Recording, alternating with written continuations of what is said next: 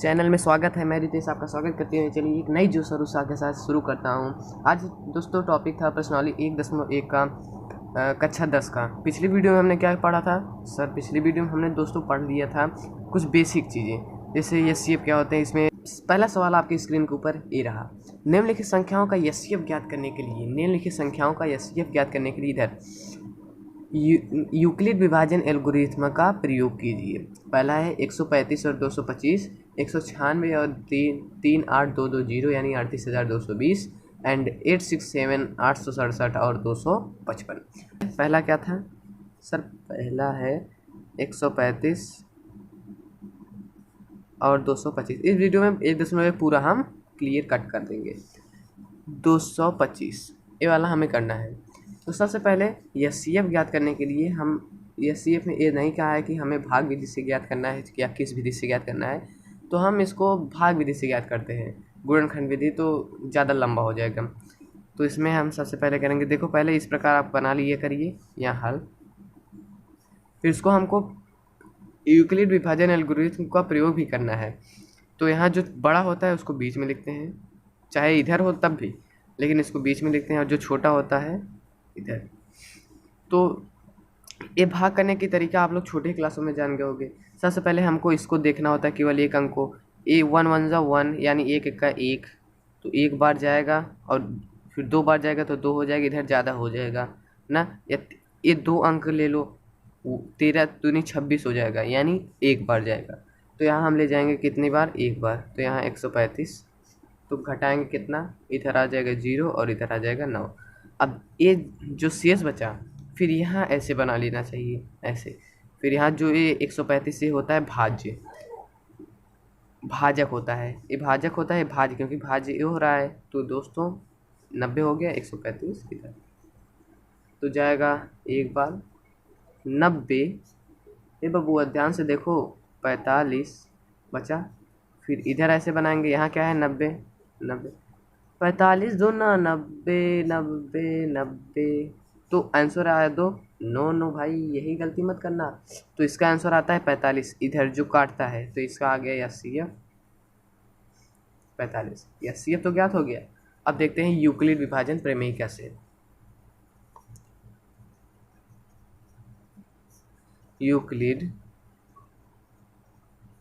विभाजन प्रमेय क्या से। तो दोस्त यूक्लिड विभाजन प्रमेय से देखें तो हम जानते हैं ए बराबर होता है बी क्यू प्लस आर। एक बार मैं फिर बता देता हूँ, जो ए होता है ये पूरा होता है, और बी जो होता है ये होता है भाज्य, भाजक, और जो क्यू होता है कोसेंट यानी भागफल होता है, और आर जो होता है ये शेषफल होता है। तो पहली स्थिति में आप देख सकते होंगे इधर, जो पहली स्थिति में पूरा ए है 225, तो यहाँ लिखेंगे पहली स्थिति में 225 बराबर जो बी है, बी भाजक 135, इसके बीच का गुणा का चिन्ह, गुणे कोसेंट 1 प्लस रिमाइंडर क्या था? 90। फिर दूसरी स्थिति में पूरा 135, बी 90 हो गया, गुणे आंसर 1 धन शेषफल 45। और जब तीसरी स्थिति आई तो पूरा 90, बी 45 और शेषफल 2 धन कुछ नहीं तो 0 0।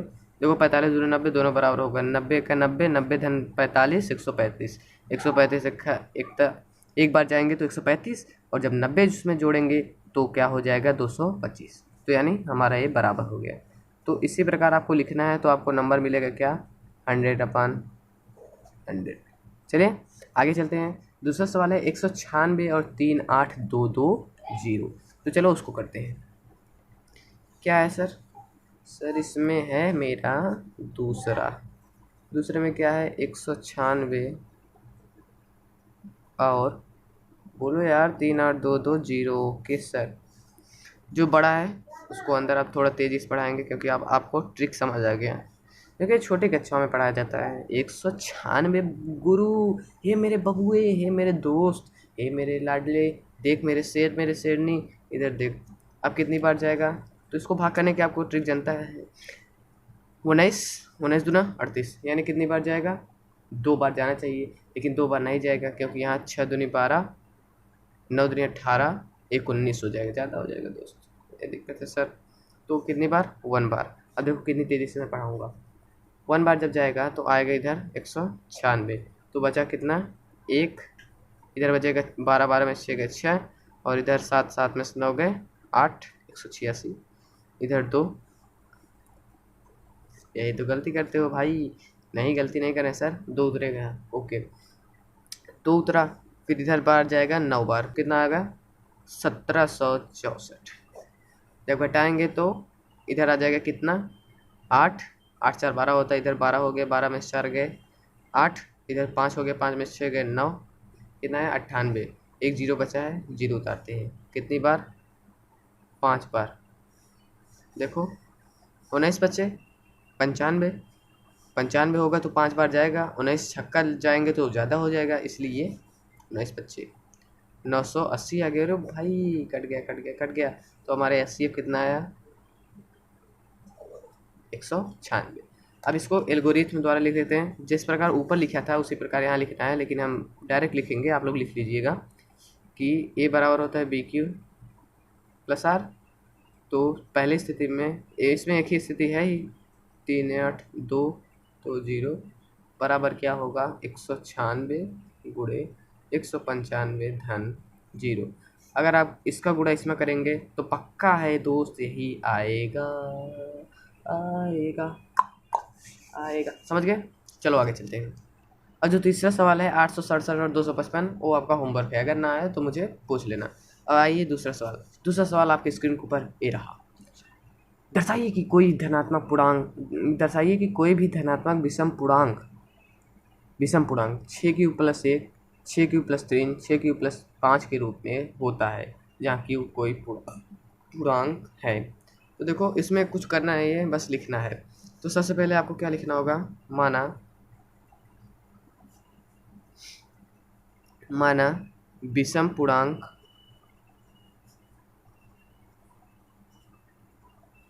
बराबर A है तथा भाजक बराबर B। भाजक बराबर क्या हो गया सर? B। तथा भाजक हमने B माना, हाँ सर B मान ली, लेकिन उसमें देखो 6 प्लस 1, 6 प्लस 3, 6 प्लस 5, वहाँ B के स्थान पे कौन है? B के स्थान पर 6 है, तो यहाँ B बराबर 6 है। इसलिए जो होता है यहाँ आपको लिखना होगा, जो रेडियस जो हमारा रिमाइंडर होगा वो 0 से बड़ा होगा और 6 से छोटा होगा। तो इसमें इसलिए हो जाएगा क्या? इसको ठीक, इसलिए हमारा जो R होगा वो होगा 0 होगा, 0 से बड़ा होगा, 1 होगा, 2 होगा, 3 होगा, 4 होगा, 5 होगा। 6 तो नहीं हो सकता क्योंकि B 6 है, तो इसलिए यूक्लिड विभाजन एल्गोरिथ्म से A बराबर क्या हो जाएगा? B के स्थान पर 6Q प्लस 0 बराबर 6Q, A बराबर 6Q प्लस 1, A बराबर 6Q प्लस 2, A बराबर 6Q प्लस 3, A बराबर 6Q प्लस 4, A बराबर 6Q प्लस 5। इतना समझ आ गया? तो देखो 6Q plus 1, 6Q plus 2, 6Q plus 3, 6Q plus के रूप में हो सकता है। इसमें क्या पूछा है? के रूप में होगा जहाँ Q एक पूर्णांक है। जी सर, कोई इसमें देखो सभी कितने हैं ना, तो इसमें क्या हुआ? 6Q जो हुआ, जो 6Q हुआ, तो इसमें ए भी तो सम है, विषम धनात्मक पूर्णांक तो है नहीं। ए हो सकता है विषम धनात्मक पूर्णांक, ए नहीं होगा कि ए हो सकता है और ए हो सकता है। तो इसमें 6Q और 6Q प्लस 1 और 6Q प्लस 3 और 6 प्लस 5, ये तीनों विषम धनात्मक पूर्णांक हो सकते हैं। विद्युत समझ आ गया। चलिए दूसरे सवाल पे चलते हैं। अब तो आ गया तीसरा सवाल। तीसरा सवाल आपके स्क्रीन के ऊपर ये रहा। देखो इसी प्रकार आपको लिखना है। तीसरा सवाल आपके स्क्रीन के ऊपर ये रहा। किसी परेड में 616 सदस्य हैं। परेड है उसमें 616 सदस्य हैं वाली एक सेना की टुकड़ी को 32 सदस्यों वाले एक आर्मी बैंड के पीछे मार्च करना है। दोनों समूहों को समान संख्या वाले स्तंभों में मार्च करना है। स्तंभों का अधिकतम संख्या क्या है? मैंने एक चीज़ पकड़ लिया, अधिकतम संख्या पूछा है तो क्या निकालना है? एचसीएफ यानी हाईएस्ट कॉमन फैक्टर। तो अधिकतम कहाँ है तो अधिकतम में हम क्या निकालते हैं? एचसीएफ। तो आ जाइए तीसरा सवाल। कुल सदस्यों की संख्या,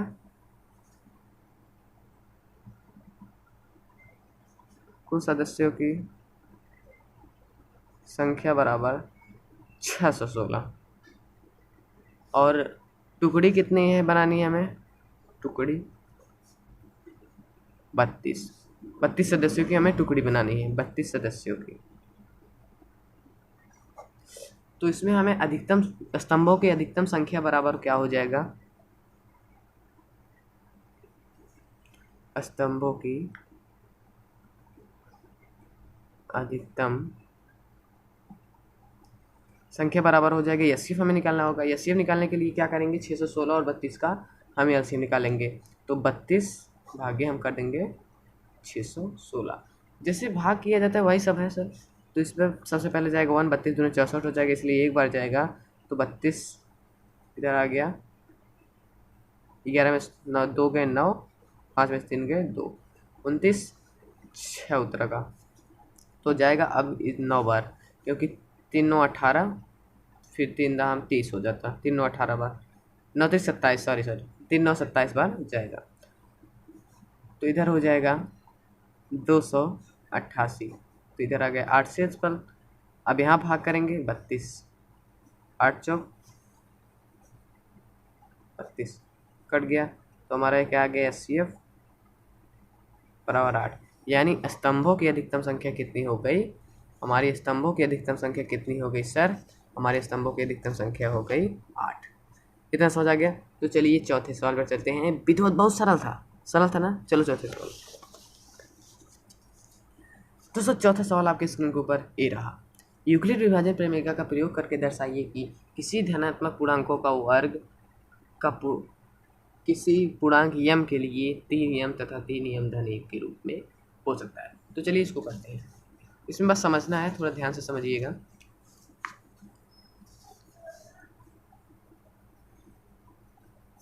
माना धनात्मक पूर्णांक बराबर, माना धनात्मक पूर्णांक बराबर क्या?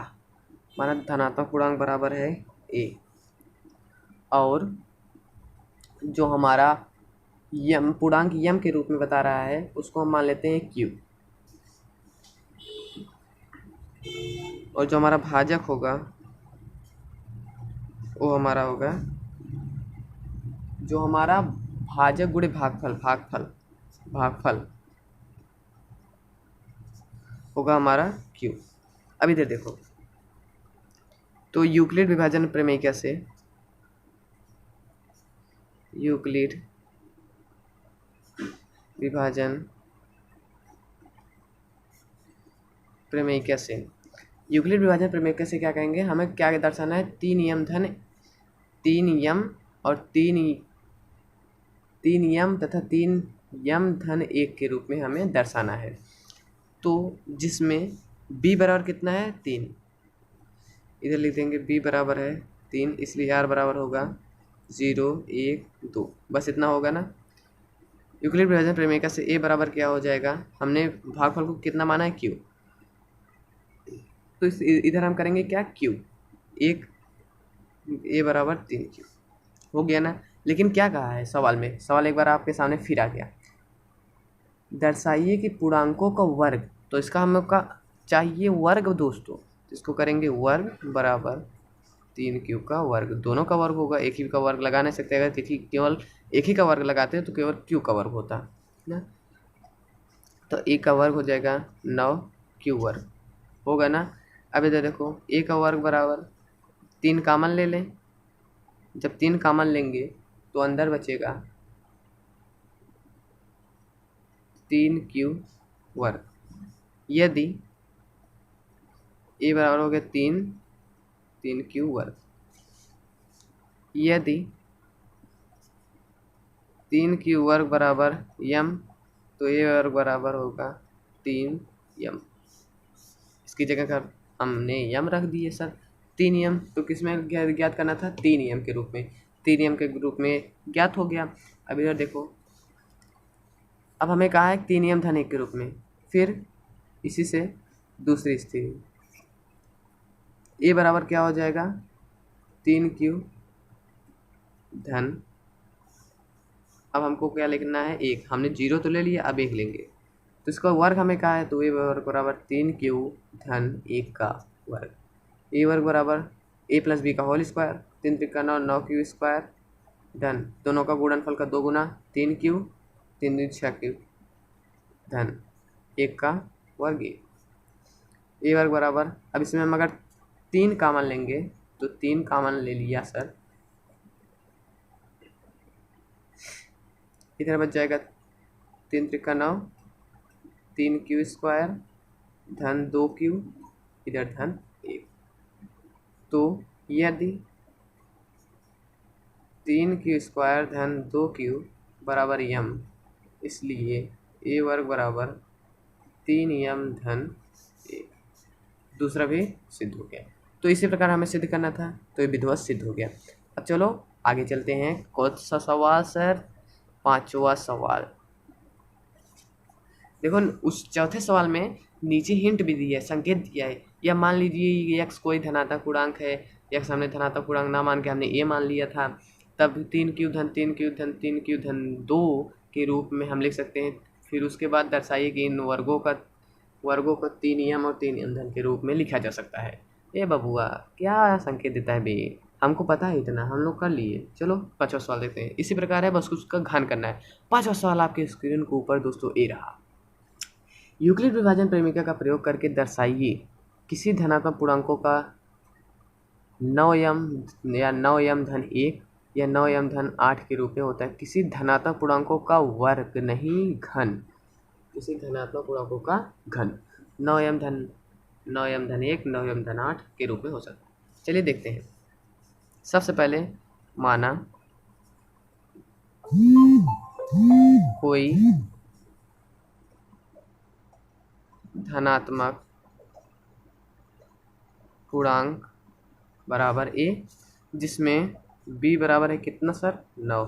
इसलिए r बराबर होगा 0, 1, 2, 3, 4, 5, 6, 7, 8।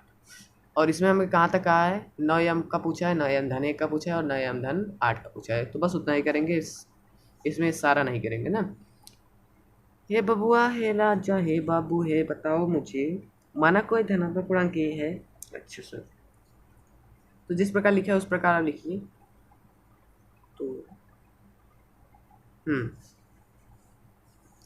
तो यूक्लिड हमें क्या ज्ञात करना है?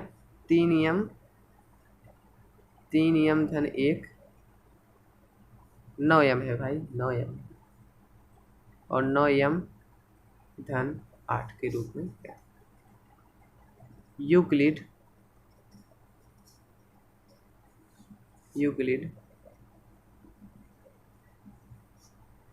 विभाजन एल्गोरिथम से, यूक्लिड विभाजन एल्गोरिथम में हम जब देखेंगे 9 यम तो हो जाएगा a, हमने पूर्णांक माना था a बराबर सबसे पहले क्या होगा? 9 क्यू। इसमें फिर हमने भागफल, यहाँ लिख लो भागफल, जो कि हमें संकेत दिया था उसी प्रकार हमने मान लिया। क्या इसमें कहा था कि यह मान लीजिए x कोई धनात्मक पूर्णांक है, तब यह 3 क्यू के रूप में लिखा जा सकता है।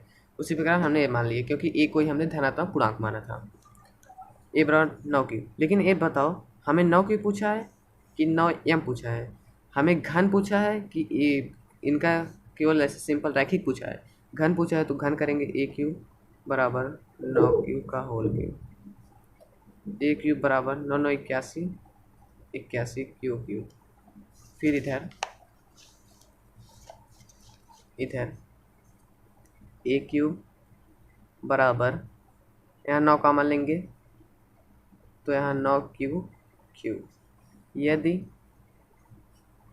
9 क्यूब क्यूब बराबर यम, इसलिए ए क्यूब बराबर 9 यम। इसकी जगह हमने यम रख दिया, 9 यम। पहला तो सिद्ध हो गया विधिवत। अब चलो दूसरा वाला देखते हैं। न्यू पेज आ जाओ। दूसरा कहता है 9 क्यूब धन 1 के रूप में हमें दर्शाना है, 9 यम धन 1 के रूप में, लेकिन 9 क्यूब हम ए माने हैं तो 9 क्यूब लेंगे दोस्त।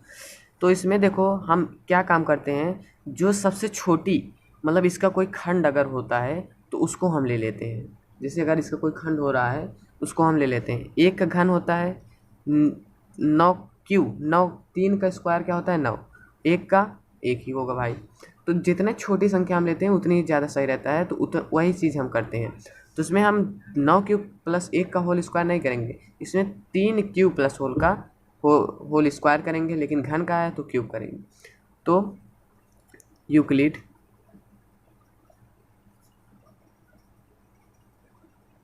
विभाजन एल्गोरिथम से जब हम करेंगे तो ऊपर हमने जैसे माना था उसी हिसाब से होगा। तो ए बराबर हो जाएगा, तो इसका खंड है तो यहाँ हो जाएगा 3 क्यूब धन 1 का होल क्यूब। इधर भी क्यूब होगा, ए क्यूब बराबर, क्योंकि घन का है 3 त्रिका 9, 9 क्यूब क्यूब धन 1 धन 3ab, 3 3 त्रिका 9, 9 क्यूब कोष्टक में 3 क्यूब धन 1। ये हो गया। ए क्यूब बराबर 9 क्यूब क्यूब धन 1, इधर हो जाएगा 9 क्यूब क्यूब धन 1 धन 9 3 27 क्यू स्क्वायर धन 9 क्यूब। अब एक को हम उधर ले जाएंगे क्योंकि एक का हमको अंत में ज़रूरत है, क्योंकि इस रूप में प्रकट करना है। तो इसको हम ऐसे भी लिख सकते हैं ए क्यूब बराबर 9 क्यूब। तो इसको मैंने 9 क्यूब क्यूब लिख दिया। फिर एक की हमको ज़रूरत नहीं है तो एक को उधर ले जाएंगे दोस्त। तो 27 क्यूब धन 9 क्यूब धन 1। अब ए क्यूब बराबर, इधर 9 कॉमन लेंगे क्योंकि 9 यम के रूप में चाहिए, तो 9 कॉमन लेंगे तो इधर हो जाएगा क्यू क्यूब धन 3 क्यूब धन क्यूब, इधर धन 1। यदि क्यू क्यूब धन 3 क्यूब धन क्यू बराबर यम, इसलिए ए क्यूब बराबर 9 यम, इसकी जगह यम रख दिए, 9 यम धन 1। तो 9 यम धन 1 के रूप में हो सकता है। अब आइए तीसरा हमें सिद्ध करना था 9 यम धन 8। तो तीसरा सिद्ध करने के लिए 9 यम धन 8, तो उसी से हम करेंगे यूक्लिड विभाजन प्रेमिका से। तो हमने सब मान ही लिया था, और इसमें देखो जो हम छोटी से छोटी संख्या लेंगे जो इसके खंड हो, तो 9 का खंड जो होगा 3 त्रिका 9 होगा ना, और 3 त्रिका 9 हो जाएगा। और इसका कोई खंड है सर 2 2 दूनी 4 दूनी 8, इसका 2 एक खंड है। तो इसमें जैसे पिछली वीडियो में हमने लिखा था, मतलब पिछली सवाल में जैसे लिखा था उसी प्रकार इसमें भी लिखना है। तो यूक्लिड